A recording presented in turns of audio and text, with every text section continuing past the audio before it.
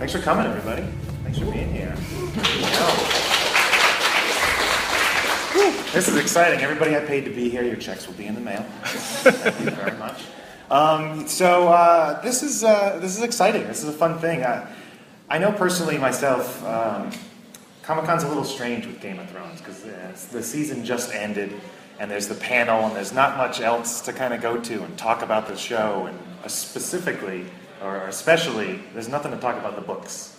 And we were hoping to provide you with that, a place where we can just chat about the books and chat about the show and the differences and probably get a little heated about some things. So hopefully that happens, because that always makes for a fun conversation, right? So without further ado, let me introduce the folks on our panel. Here to my left, I have Tara Lynne, writer at the Geekiary. And what's the correct title? Are you the founder, the co-founder of Ice and Fire Con? I am co-founder and current organizer, yeah. So, but there's three of us that put Ice and Fire Con together, and I'm only one of us. Yeah, very nice.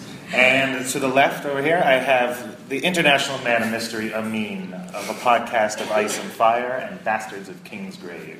Great to be here. Yeah, there we go. Amin and I are on a podcast of Ice and Fire together. I don't know if anybody is a listener here, but we are the longest running podcast dedicated to the book series. We've been chatting about this stuff for a while. Here we are. I'm Kyle Maddock, and I'm not quite your MC because Chris Hardwick couldn't make it today.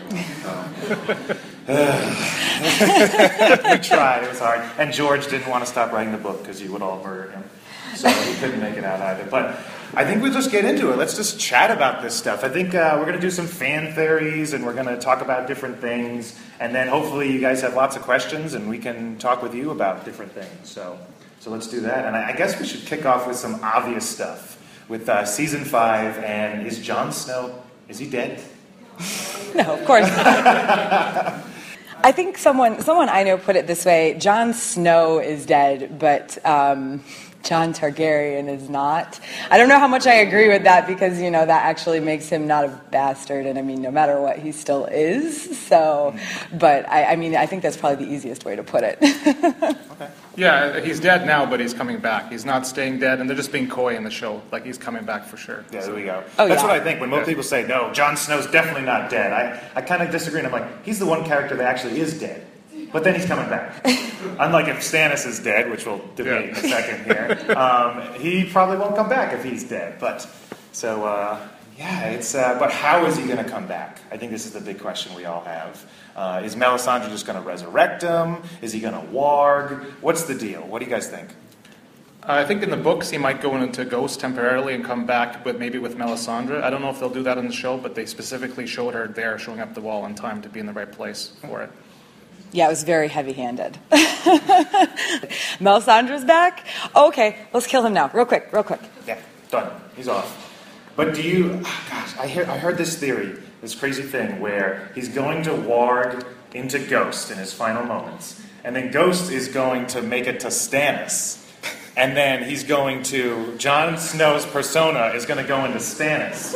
So all of Melisandre's fire visions of Stannis, like being the prince that was promised, being Azor Ahai, is actually Jon Snow in Stannis' body, so it all kinds of makes sense in this weird, crazy way. I don't think that's going to happen, but I've heard that theory.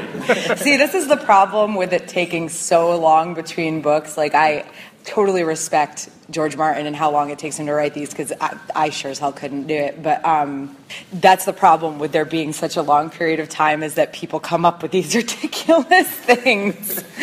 That's amazing. That's great about the wait, is that we get these crazy theories. And I think that's why we started podcasting. Yeah, that's what I mean. That was it. We were waiting for that damn book to come out. And we were like, we got to talk about this. Yeah, I think we've coined a few of our own theories as well, even during the years. So we have. Yeah. So there's another theory about Jon Snow, that he will turn into another, or he'll turn into a white, and he will become the villain of the series in a way where Daenerys will come over and she'll be the good, and Jon Snow will be the other. He'll be the ice of the story, and there'll be this epic battle between Jon Snow and Daenerys. In essence. I don't even know what to say about that. I think anything is possible with this series. But I think that, I mean, Martin obviously he has a plan. He's had a plan. Eventually, we'll know what it is. You sound like a Cylon. He has a plan. He just makes it up. Oh, I'm a Cylon. You didn't know? So I don't know about him being a bad guy, though. No, did you see the close-up? Did you see the people who like freeze frame the final moment of season 5, where everybody thought his eyes changed? They were trying to figure it out, and they were changing the color scheme of the photo to see if it really, if Kit Harington's eyes were that color to begin with. I must have missed that. To be honest, I was not taken with this season. Yeah, what did you think? What did you think about the season? And are we getting spoiled as book readers? Is it spoiling it, or are they sort of doing their own thing? How do you feel? How do you feel about it all? I feel like we're getting semi-spoilers, like with Stannis' fate potentially, or with Shireen, but we won't know till George puts it out there, and we won't be able to fully judge Stannis as a character until we see what he does in the books. Do you think Shireen is going to die in the books? I think it's quite possible she may die. Will she burn? Will Stannis be directly involved? We'll have to see. Yeah. All I'm saying is, like, I do think Shireen will probably die in the books, but not my Stannis. So hard. Yeah, I think like David and Dan are free to do their own interpretation of Stannis. It's their show. Mm-hmm. They can do it. But when they said that he chose ambition over family, I didn't see that as Stannis. Stannis is like duty to the realm, not personal ambition.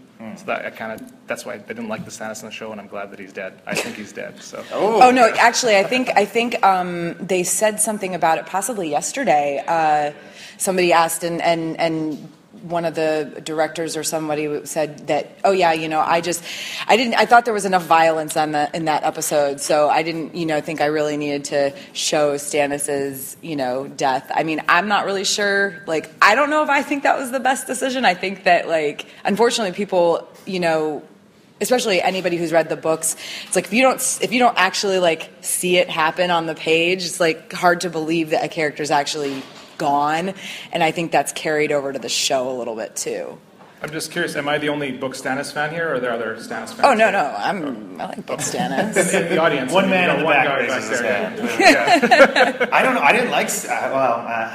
I didn't really get Stannis in the book, I guess, and I kind of grew more to like him in the show in a weird way, and then he burnt his daughter, and I was like, oh. Yeah. I didn't like him the first time I read it, but on like subsequent rereads, I liked him like a little bit more, and then in the show, I did like him. I actually felt a lot even more positive toward him because of the show, and then Shireen happened, and I was so angry. I was trying to pause my television because I didn't want to watch it. So I'm slamming my finger down on the pause button. It's not pausing. When I finally got it to pause, I threw the remote across the room and stomped out of the living room. I was so angry. But that's been. I mean, we all threw.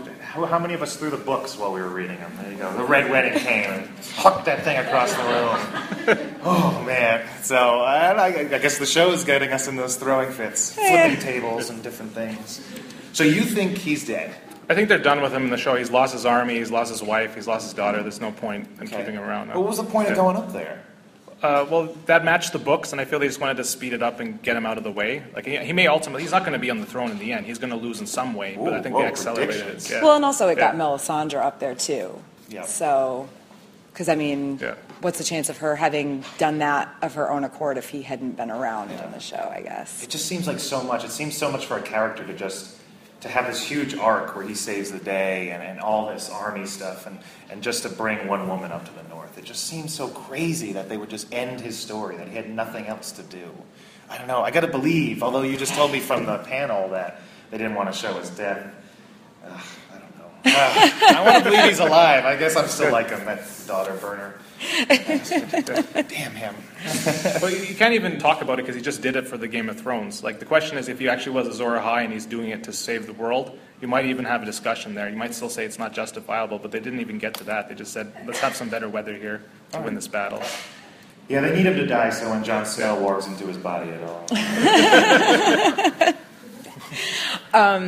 So the one thing that the other thing I'm confused about, what in the world is going on like in King's Landing on the show, because they followed like Cersei's storyline so directly with her walk of penance and everything, but then like the Tyrells are nowhere to be found.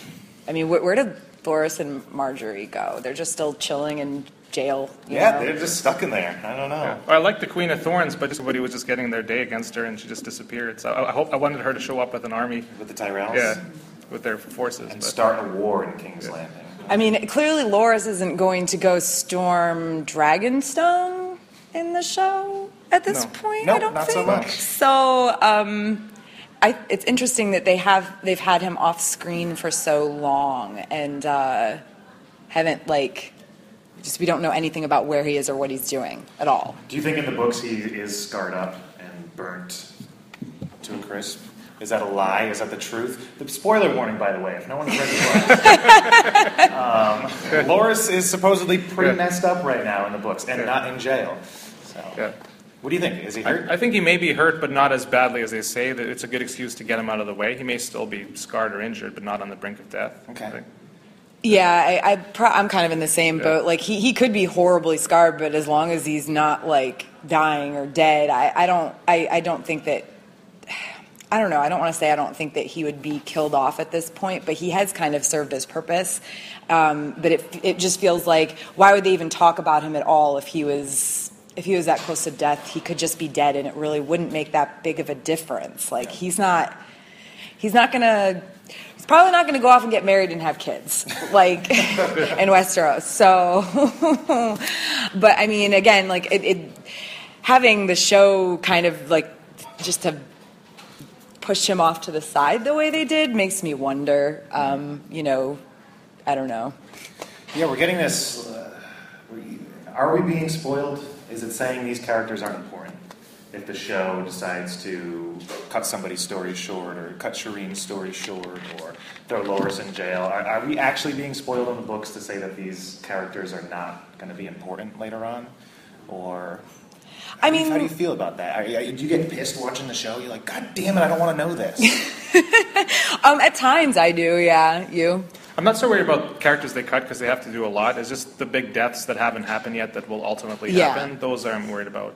Yeah, there's been a lot of characters that we, have not seen in the show, or if they've appeared at all, like Lawless Stokeworth was 2 seconds she's there, and I'll be shocked if she's gonna come back. It was cool. It was cool seeing a character named Lawless that was actually supposed to marry Bronn for a second. Yeah. But I don't. Bronn was destined for a sand snake. Yeah, so, clearly discovered. That was the romance of the season, basically.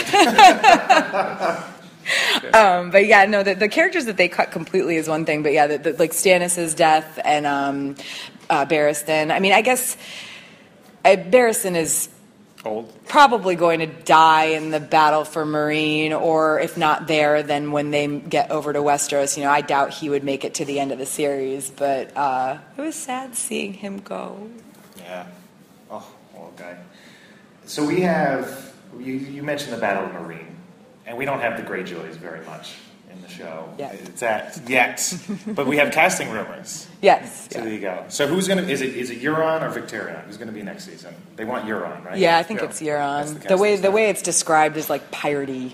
So. Amin, is Euron actually Dario? Has anyone heard this theory at all? Yeah.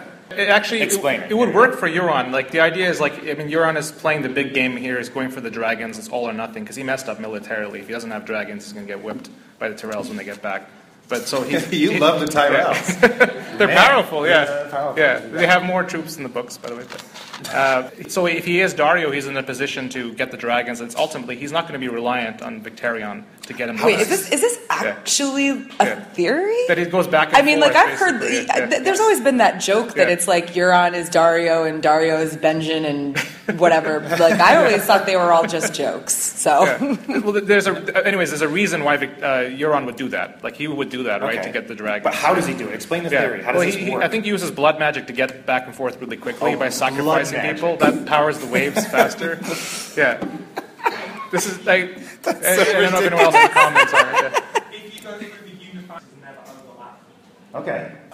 So Daenerys sends Dario away, sends him to him and what is it, the Second Sons? The Second Sons or the show, it just messes it all up with all those. He was a storm. I was gonna say he was a Stormcrow. Stormcrow in the book, Second Sons in the show. So she sends him away, and that's when the King's move happens. So blood magic apparently is used to get him to Pike go quickly for the King's move, and then after that's done, Euron goes raiding and disappears from the Iron Islands, and Dario shows up back in Meereen around that time. Okay. It would just be a curious way of him, like, rather than just going in by force and getting the dragon, because he's going to do something. Like, even Dany has a vision of somebody smiling with gray lips, so he's dangerous and will do something before he's dispatched. So that's just one angle he might do. I don't necessarily believe that theory. One angle. Yeah, one way he might do it. So. Yeah. I honestly, I really thought that was along the lines of like the Benjen is Dario, and Benjen is doing it for the North. Yeah. He gets the dragons for the North. So they're all the same person. They're Benjen That was a too. weak theory. That's the classic. Let's go with a classic theory. Is Benjen cold hands? Nope. I think that's been pretty much dismissed because Cold Hands is ancient and Benjen is not. Okay. So. Yeah. Yeah, I think George confirmed it. Oh, so there we go. Just out there, just done like that. Yeah. Everyone thought it was. When Storm of Swords came out, everyone was like, oh, is that Benjen? Like, let's see. And then we waited a long time, and no, it's not him. So what was the new evidence that said no? Well, I think in Dance with Dragons, somebody said this guy's ancient. And okay. So, like, hundreds of years, potentially. Well, there's time travel, too, at some point. Yeah. I guess, like with Benjen though, speaking of him, is he dead in the books? Like, I think he'll show up in one form or another. Maybe. I was super excited for a second when the show had that little preview clip of him, and all it was to get Jon Snow out to the traitor sign so they could stab him. Yeah. Like what? Yeah. John really shouldn't have stolen that guy's watch because they're like they were really mad about that. So, Benjen, even if he isn't Cold Hands, more than likely he died north of the Wall. So if he does show up, he is a White. I mean, if he is dead, he's a White. Yeah. He'll show up at some point. Unless he's like the Children of the Forest, or somebody deal with him, like because even Cold Hands himself is kind of dead, right? Yeah. So he may still be. Although some people say like that Bloodraven and Bran are going to be on the wrong side now in the battle. So. Ooh. Well, I mean, I don't trust Bloodraven. So. Yeah, like has anyone heard the Jojen paste theory? The Jojen's been like ground up into paste, and they're feeding it to Bran. Yes. Yeah. That. Yeah. Quite possible. That's so creepy. Well, especially he's dead in the show, so like we won't get Jojen paste in the show, but it clearly means he's not going to. They could have preserved his body, maybe. So it is very cold. The little children ground him up, and they are feeding him to Bran. Because I think Bran talks about it tasting awful, and then he starts to like the taste later. It's like the Mandaree pies. The Frey pies. So we're north of the Wall. Let's talk about the Night's King. It's got to come up at some point here. Yeah. Spoiler, or just a cool story that the showrunners were like, let's expand on this a little bit. Let's take a character, and let's sort of. There's the big bad. There's the others. This force of nature in the books, and in television, you kind of need like a particular bad guy, oftentimes, to just root against. And so, did they take this story of the Night's King and develop that for the show, or is that something Martin told them about in the future? I think he is going to. I would be surprised if he didn't pop up later in the books, honestly. As part of like Dany has that. I can't remember if it's a dream or a vision, but where she sees herself like on the dragon, fighting this army, and like all the theories I heard is that it's possibly Stannis leading this army, but now honestly Stannis is gone. Maybe he was not ever meant to be the one that was leading the army, and it's the Night's King. I think the Night's King looks stupid in the show. I think he looks like a blue Darth Maul, and I think it's what's wrong with that? I think that's cool. But like, I feel like they weren't very creative with him, with the way he looks in that respect. They gave him a crown. Yeah, but I mean, I think I do think that he is something that we were meant to see in the books, 'cause especially when he appeared last season, and there was that slip up where HBO Go actually like mentioned him in like one of the the episode description or something. It was only on HBO Go, and they took it down within a very short amount of time. I don't think they would have gone through all that trouble of like taking it down as soon as people caught on to it if it was something they meant to do.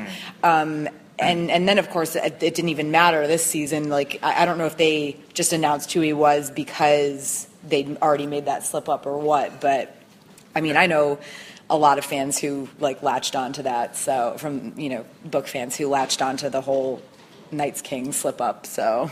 If it's the actual Night King from thousands of years ago, like that's a potentially big spoiler. If it's just like a title that they use, it's not. But he did seem to kind of have like this look with Jon and this connection. And if he was actually a Stark, then that would be really interesting. The come at me bro look? Yeah. And I mean, Bran in the show as well as the books tells the story, so... Why would the Night's King be ruling the others? Yeah. He moved up the ranks really quickly, yeah. Well, yeah, was he that good that they were like, hey, why don't you lead us? You slept with one of us, so now you can... Well, come on. Yeah. But why would he be in charge? I don't know, and we'll see if it's done that way in the books, but I do think that was probably the highlight of the season was Hardhome. I think that was an awesome episode. It was a great battle. It was cool. Yeah. It was the awesome episode. The Lemming maneuver, I like to call it, when they went off the side of the mountain, was fantastic. Yeah, that was the thing. A lot of people were mad about that. They didn't want Jon to go up there. You have a lot of people who were like, that didn't happen. Oh, well, it did happen, just Jon wasn't there. And apparently in the show, the others can't swim. Is that what it is? The whites can't swim, but they're in the water in the book. Yeah. Well, we hear dead things in the water. We don't know what those are, so that's what the report comes from there. Yeah. Yeah, because it's just stories that are being brought back to Castle Black in the book. So it's who knows if the way they're describing it is anything like what's actually happening, I guess. But I don't think it makes a difference whether or not the others or the whites can swim. Honestly, it's probably better that they can't. I mean, they can just swim around the wall. Yeah, they could just go around. Yeah. Does the magic of the wall extend into the ocean? Well, that was one of the weird theories. Is the ice water from the wall goes into the water there. It melts. Prevents them from swimming around it. Yeah. Magically contaminates the water surrounding the wall. Hey, that might work. What else do we got? We have. Did we talk about Dorne? I guess we did a bit. I just want to because I was for years I was waiting. Yeah. Well, yeah, House Manwudi is our special house, but I was waving the banner to get Alexander Siddig on, and he finally did, and it was great. But I just wish they'd given him more to work with because he had limited scenes, and then he ultimately failed in the end, unless you think he meant for them to kill Myrcella, which I don't think. I don't he meant it. Yeah. think so. If so, then I'm starting another hashtag. Yeah. Hashtag not my Doran. That was so. They're gonna find out. Like I don't. That whole thing with the sand snakes killing Myrcella that way. It's like I don't understand. I don't understand. But she may ultimately die. Like she's probably going to die in the books at some point because of Cersei's vision. Oh yeah. Yeah, that's another one. Like, is she going to die now? Because she. Well, did she? Is she dead in the show? Yeah. They didn't turn unless the boat Bronn around. has been storing some of those. Got away from the dock. Unless they're storing that one special thing. She's definitely going to die in the books. That's and they showed Cersei's vision, or not. They showed that backflash the beginning of the season. So I'm actually kind of surprised Tommen is still alive at this point, but I think he probably won't last through next season. I kind of hope that in the books she doesn't actually die but becomes dead to her or something, because otherwise that prophecy is just so predictable and everything's happening, and I don't like it when you're destined by that prophecy if they all just die and this happens. That's true, yeah.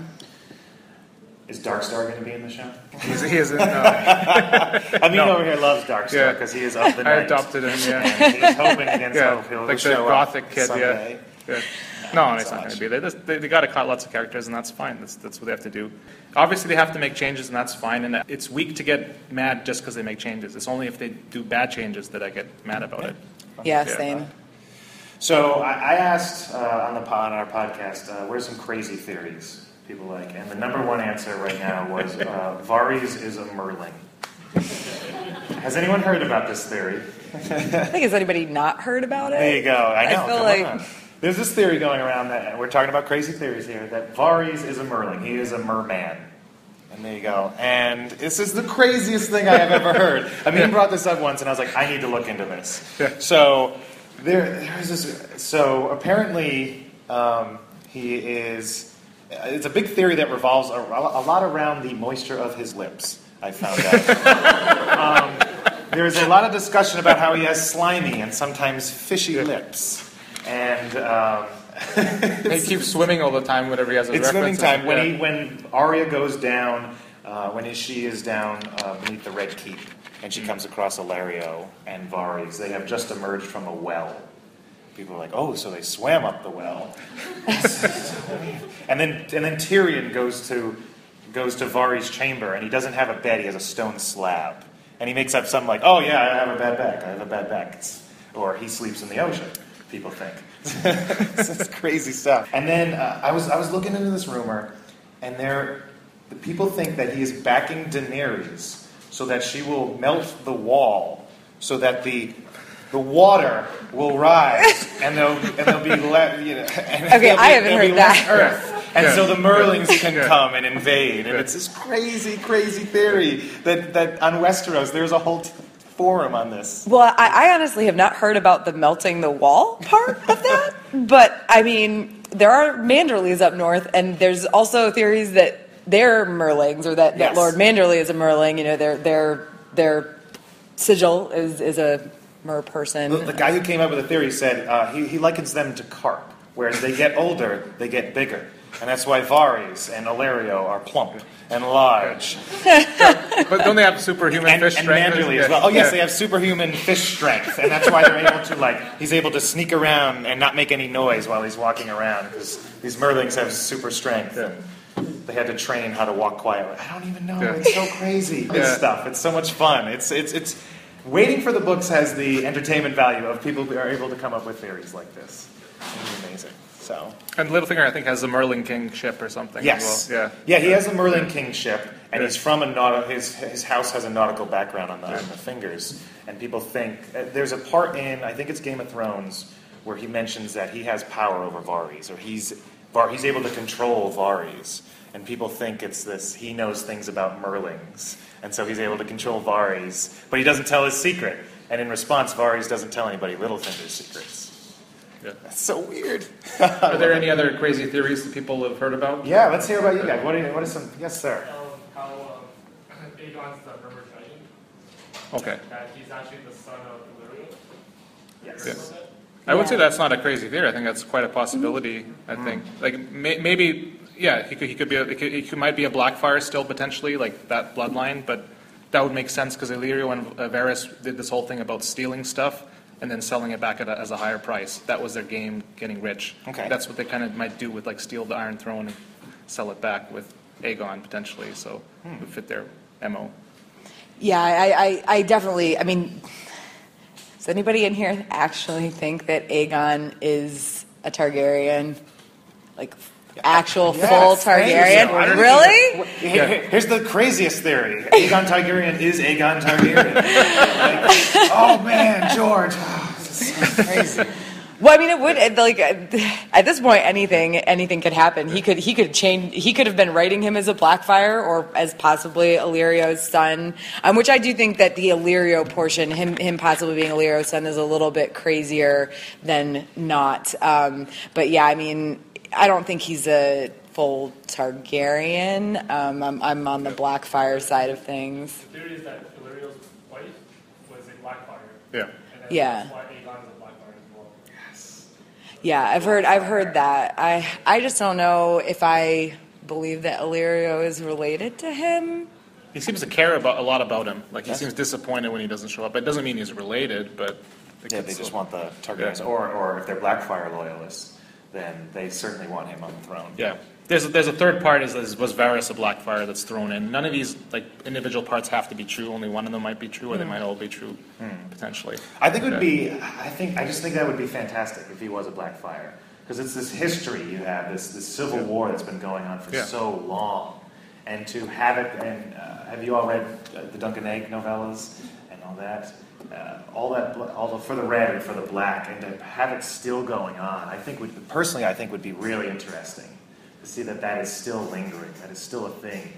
A Targaryen king on his deathbed goes, "Oh, I legitimize you, and here's my sword," and all of a sudden, hundreds of years, or I don't. Is it hundreds of years? How long is it?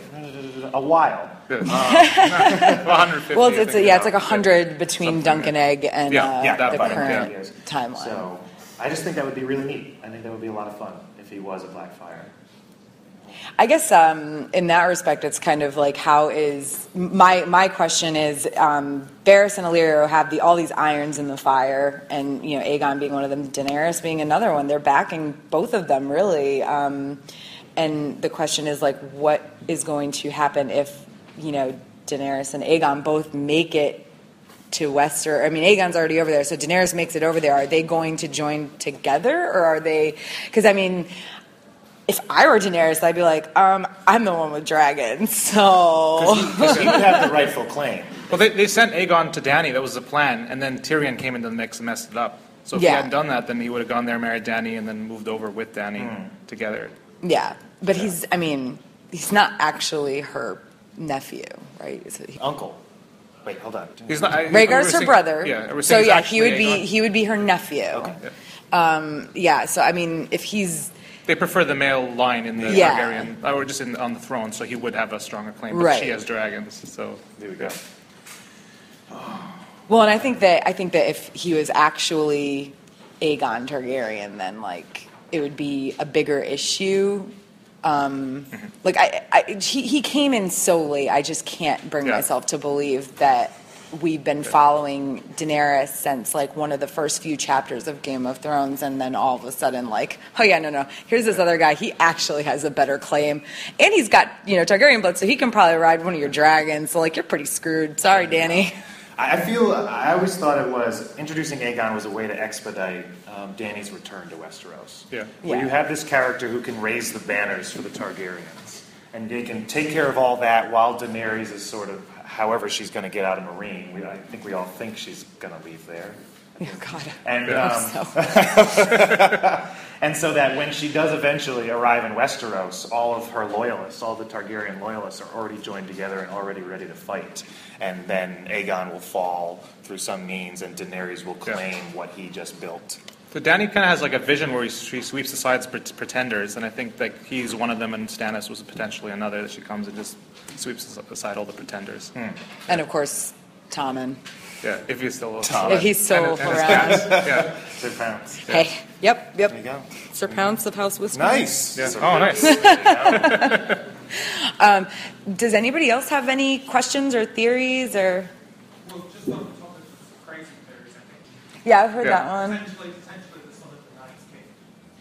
Really? I haven't heard that. Ooh. I've heard things. I've heard plenty of things about Roose Bolton being like a vampire or a shapeshifter, but I haven't heard anything about him being related to the Night's King. I mean, you've heard all these theories. Yeah, I have heard about one branch of it is. Gosh, I thought I read a lot of Reddit. This guy, what's your name, by the way? You have a good grasp of these theories too, as I just want to say. Yeah, but there's one idea that he may be working with the others, or may not be. But is this the idea that he's been around for hundreds of years, just one character, and he's been like sacrificing his sons, basically? Yeah. Which is sort of why he's keeping Ramsay around. Yeah. That explains. God, I love this stuff. No, yeah, I like this one. Yeah. I personally don't believe it. I feel he's going to sacrifice Ramsay in the sense of just throw him out once he's got an actual son. Because he's kind of, in the 5th book, he kind of mentions, Ramsay's going to kill my son, I can't do anything about it. But he's just bullshitting there, basically. He's going to get a new, useful heir and get rid of Ramsay. That's the plan, I think. One can only hope. Yeah. Interesting. And just while I've got you, Rory talks about what. I'm still a believer in Rhaegar and Lyanna. It just makes sense with the title, the Song of Ice and Fire. Just having, it just makes so much sense. And I guess because I've been reading for so long, I'm blinded to everything else. I guess It's a Ned Stark perspective. Whatever it ends up being, I just hope it's what George planned all along. Oh, right. And we don't have him sort of going, everybody found out, I got to change it at the last minute. That would be the worst if he did that. If we all know that it's Arples J or whatever, I hope he just sticks to it. So. This is like his magnum opus, and he's writing for generations future that won't be in our position too. Like, we're just a fraction of the people who read it, so I don't think he'll change it. Yeah. I would hope not.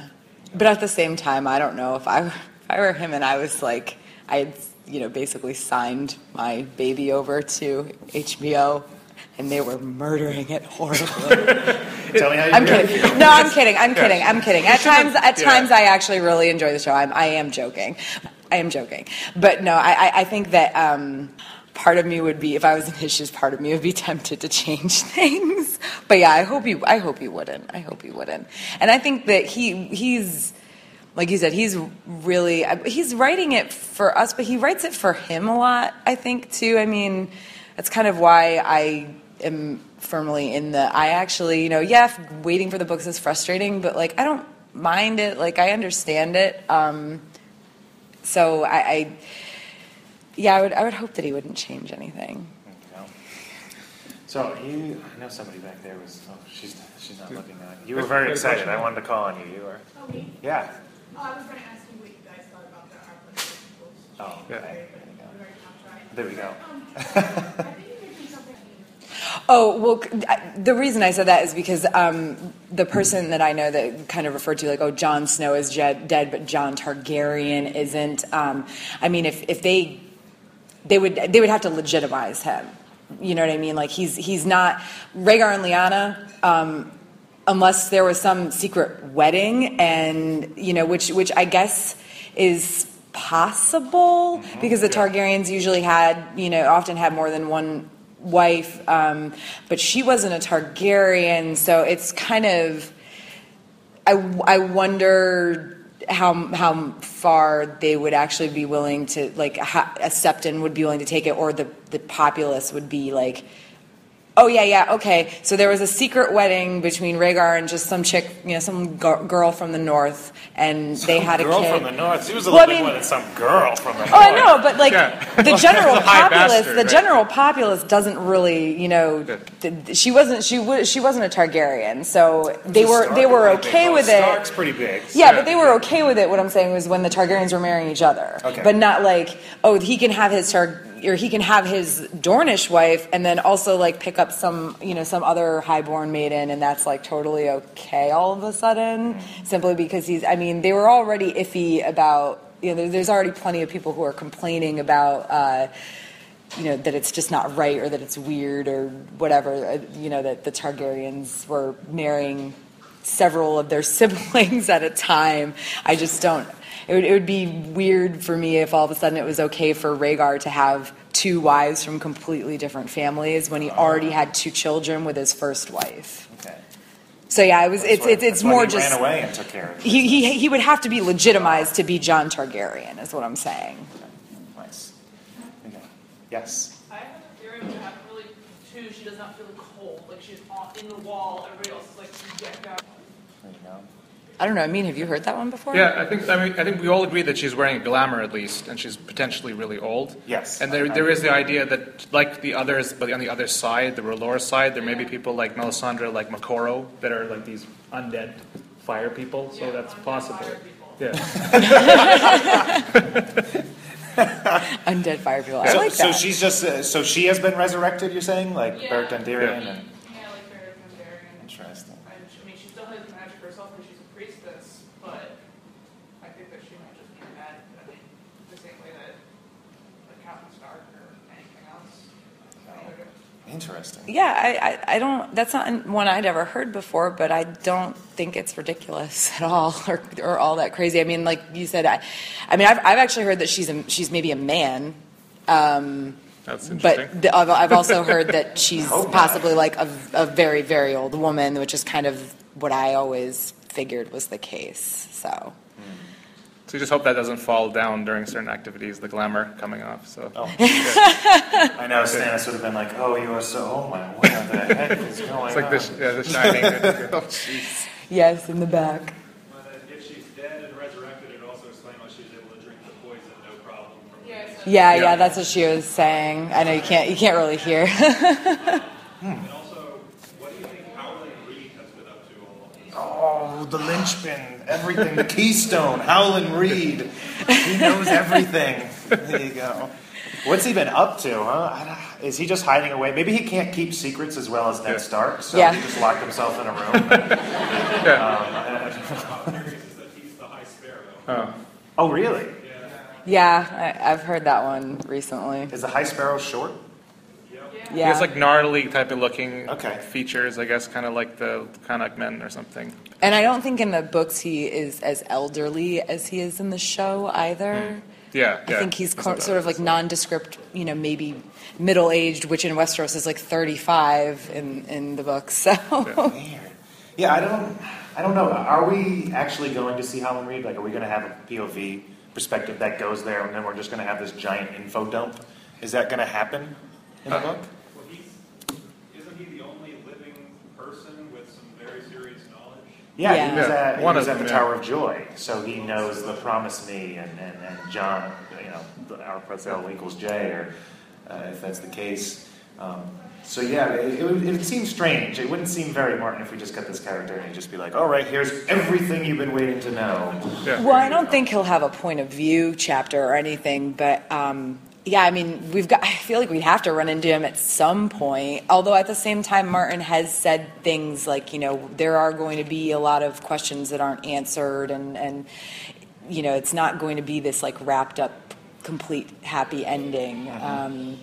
So the world will just go on. It's not like and that's it. That's beautiful. The world is forever better. No, it's going to be the world continues on when the story's done. yeah. I think he's having an awesome party at Greywater Watch with Ned's bones and those other people that went there. Because everything's going through that area, right? Like it's all getting stuck in the bog. And there's some troops over there. Things. Yeah. Hey, what characters are there? Are there any characters that we know that are heading there? I think the theory is Blackfish. Yeah. Is that the only thing that I've heard? Maybe. I've heard the might be on his Blackfish. way to Greywater. Who were the two that Rob sent that just kind of disappeared? Olympic lovers? Yeah. Mage form? Yeah. Yeah, so they're all hanging out. Yeah. I mean, George said that we're not going to get any new point of view characters. So if that were the case, those characters would have to go get them and then show up in another point of view character's story somewhere. I don't know. We'll see. Now I'm wondering whose point of view would make the most sense for them to show up in. I mean, I knew that he had said that we weren't getting new point of view characters, but now I want to know who. We've got to see Howlin' Reed, so who's going to... I don't know, maybe after Jon Snow gets resurrected, maybe he heads down to Greywater Watch. Oh, what that was. There you go. He's on his way to Ricket. Yeah, he's going up to, what's the name of it? Skagos, Cannibal Village. Cannibals and unicorns. Yeah,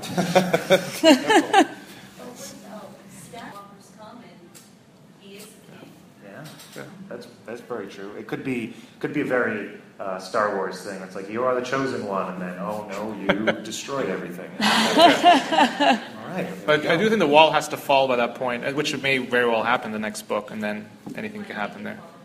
Yeah, I think the only issue, I mean, I agree that's like, the possibility is there. I think that the only issue with that is that where he is right now is kind of far away from the wall, and I'm pretty sure whenever somebody dies and becomes a white, it's still happening north of the wall. It's not happening. It's kind of weird because they do bring the bodies through the wall that come up, but they died north of the wall. So I think from Dance with Dragons, like, you have to right now still die north of the wall and then be brought through. The wall's doing something to block it, because John has an experiment when he puts dead bodies in the cells and tries to see if they come back, and they don't. That's letting them come back. The whites. Are there any other questions? Yes. Do you know if there's any theories about Game ball. The game ball, yeah. The quiet. Get hype. Yeah. So he is the grave digger, I believe, is the popular theory. He is the grave digger on the Quiet Isle. He is sort of trying to reform his ways and go with the monks out there, and change his ways around, I guess. Change it up. But I don't know. I don't want to believe. I want to believe there will be that epic battle between Robert Strong and the Hound someday. Like, I want that. Well, he may be the face champion, and that's the idea with the Clegane Bowl thing, that they'll bring him Yeah. out. Because he lost, like, his motivation to be the Hound when he heard his brother died, but if his brother comes back, Could be, yeah. And I mean, in the show, I think he's dead. He's hella dead. Like it was one of those. We got Once again, we did not see that. Exactly. He could still survive. I prefer to believe he's not dead. Because he's like one of my favorite characters. It's like, just to say, I really like Brienne, but she wouldn't have won that fight. Like, it's the Hound. Oh yeah, like, the Hound no. She would have. Do you think she would have? Like, the Hound is one of the most dangerous fighters in the realm. Jamie. Yeah, Jamie respect. Oh, yeah, and Brienne does an excellent job against him. Yeah, but he was also like cuffed and he was in a jail 4 months, right? Yeah. You can take tournaments only if you have. Yeah, and Brienne in the show does seem to be a little bit more experienced than Brienne in the books. Like, she's killed people before, whereas I think she gets her first kill in the books. We see that. That's her first kill. I think it would be awful. It was actually not something. Yeah, that was a very brutal fight. Yeah. And interesting. It wasn't all skill in that one because they were falling down hills and hitting rocks. So you just need a fall where the Hound hits his head and Brienne doesn't hit her head, and it just changes the turn of battle in that one.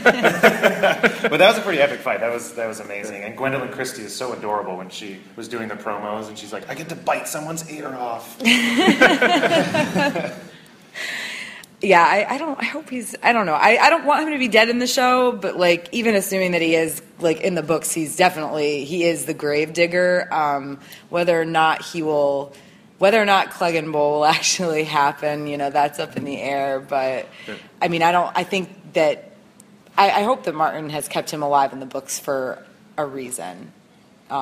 I'm not really sure I even care what it is at this point, as long as he still has a part to play and isn't just going to hang out in the quiet aisle for the rest of his life. He kept him alive because a lot of fans would riot if he actually died.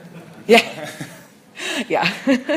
So what we got? Anybody else? This gentleman back here. Yes, I'm really interested in character arcs. Arcs? Sure. Just Jamie, for example, like, everyone seems to hate him going into the series, but by the third book, as we see his point of view, I ended up liking him, and I think a lot of people, he's a fan favorite. And he starts to reform. It kind of, did he need to lose his hand to reform that way? I think he did. That really, if he didn't lose his hand, he might have gone back to the old Jamie. But losing his hand and that transformation over the series, and he's a completely different character in the 4th and 5th book. I'd say that. Yeah, that's Jamie's mine too. Theon.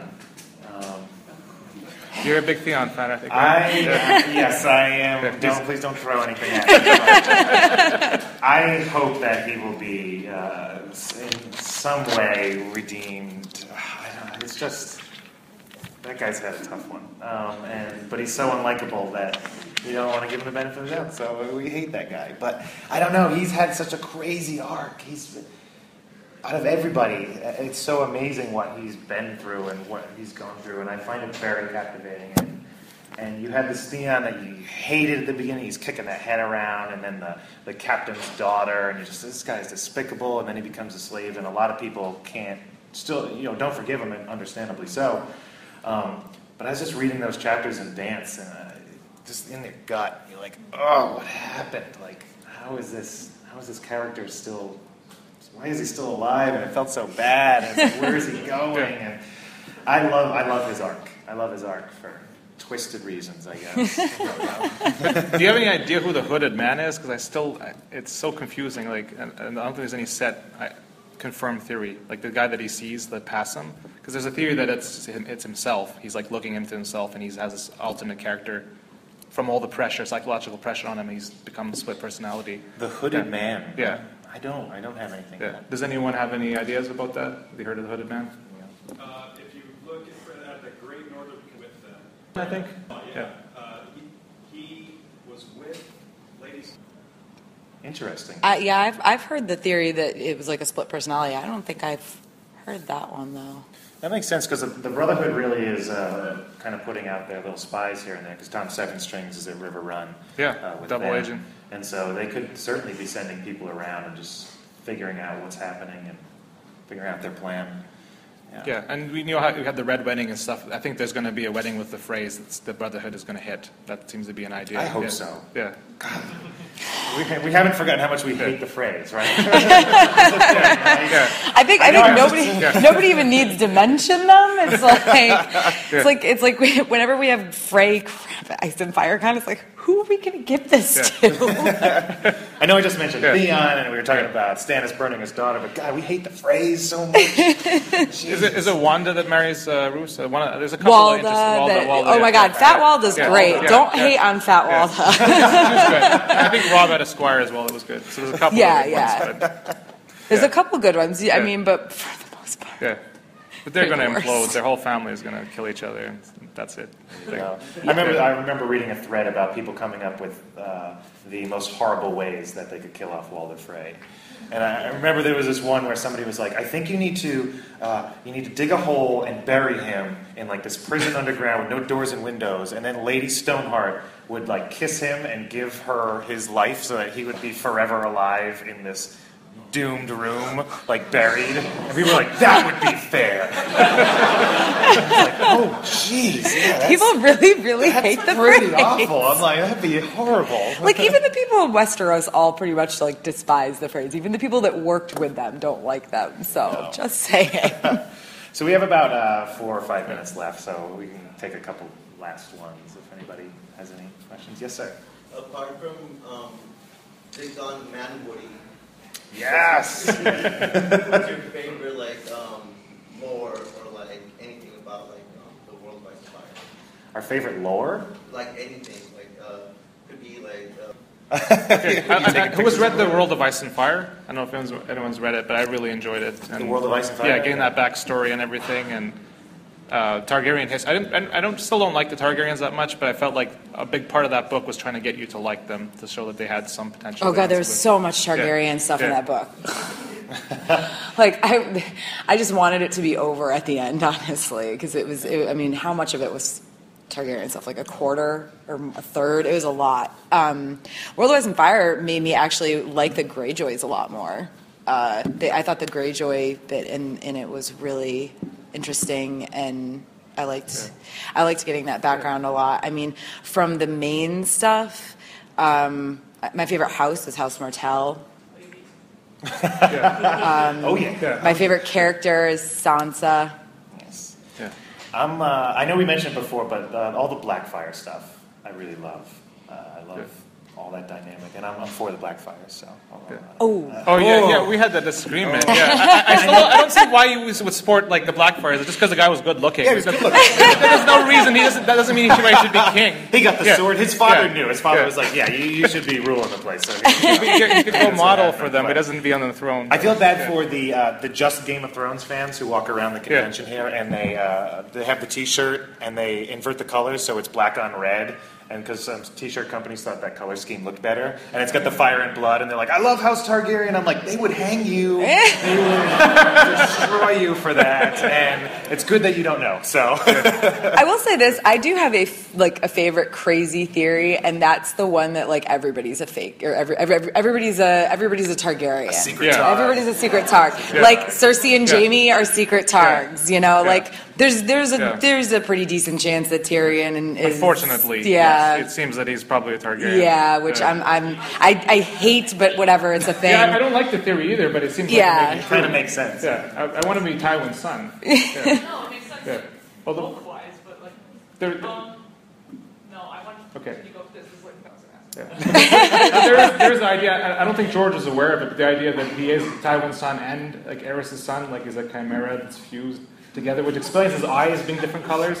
Actually, it could work, but I don't know if George was aware of it when he was writing the book at the time, because it was a while back. Well, I mean, I think Targaryen blood's it's all about the blood being strong. So his eyes being fused could just be he has one color from each parent. I just want Tywin to get in there somehow. Yeah.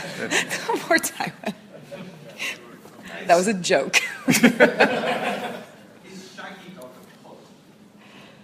Is what? Well, Davos is heading up there, so... Rickon for King in the North. Yeah. I hope we see him again. It kind of made me cry a little bit. No, Rickon. There you go. Very nice. Anybody else, or I think we're... There's a couple of photos we'll show at the end, too. What's that? Oh, a couple photos. Let's look at photos. We don't have too much time. What do we got photos of? This is from Ice and Fire Con. Oh, yeah. This is a very sophisticated slideshow. So the top one, that's Aegon the Unworthy and his 9 mistresses. George actually liked that photo. Yeah. And then we have an Oberon fighting a mountain, which I think we actually had a Sandor fighting the mountain at one point too. Nice. Oh yeah, some more Targaryens, the original trilogy over there. Love it. Yeah. But we had a board game tournament there. So about how many people go to the con? What is this? Oh, well, we're really small. Like we had a really small location the past few years, but so about 100. But next year we're moving to a bigger location, so we have room for 200 or so. So it's exciting. Then on the podcast, we have this project where you can submit a chapter of the books in MS Paint. So we're on the third book now, and we actually gave the book to George last year. At Comic-Con, I think it was 2 years ago. I gave him the first book. But we gave him the second one last year. I've kind of stalked him, and I go to all his signings. And so he sort of knows us, and he knows the podcast, and he goes, "Oh, what's your name again?" I was like, "Kyle," and he writes, "To Mike, George R. Martin." So I'm like, "Oh, well, I guess I'm Mike now." You may or may not have had dinner with him. Yeah, there we go. And then this last one is every week we do like a ruling about theories and stuff, the Supreme Court of Westeros. And the shadow is like a third person can just join in. So any one of you could just join in that week and give your opinion on 3 theories. Okay, I think I'm doing it next week. We've got your schedules coming in. Yeah. But awesome. We'd take anybody, so. We take it. Yeah. Very exclusive. Wow. Awesome. And then also after, if we're potentially going for drinks afterwards, so we're going to keep talking after we leave here. There you go. Grab some drinks. There we go. But anyway, do we have to wrap up, or I mean, if they want to have questions? So. Yeah, we got the sign. Do you have a question? I just have one more question. Yeah. I think the initial. I don't know. I think that they're probably just going to cut Victarion. There may be bits. There may be bits of his story that they put into Euron's, like they could, but like you might just go directly there, just on the ship. Yeah. After the King of the Moon, I don't know. We'll have this. Are they going to have the King's Moon? You mean Yara? Ugh. Yeah. No, he can't pronounce it. That's why they changed Oh, it. nice. Theon can't say Asha. I did not know that. I didn't know that was why. I thought what I heard was that they thought it was too close to OSHA. It was really close to OSHA, but most specifically because, like, I think something like Theon says OSHA no matter what. Like, he thinks of Asha. All right. Interesting. Well, thank you guys so much for coming. Very much appreciate it.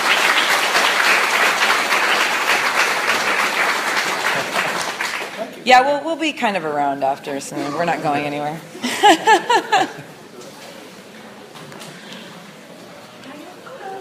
Yes. Need this water. Good. Thanks for coming. Thank you. I know. I saw it. I was like, oh. Oh yeah, let's get one more.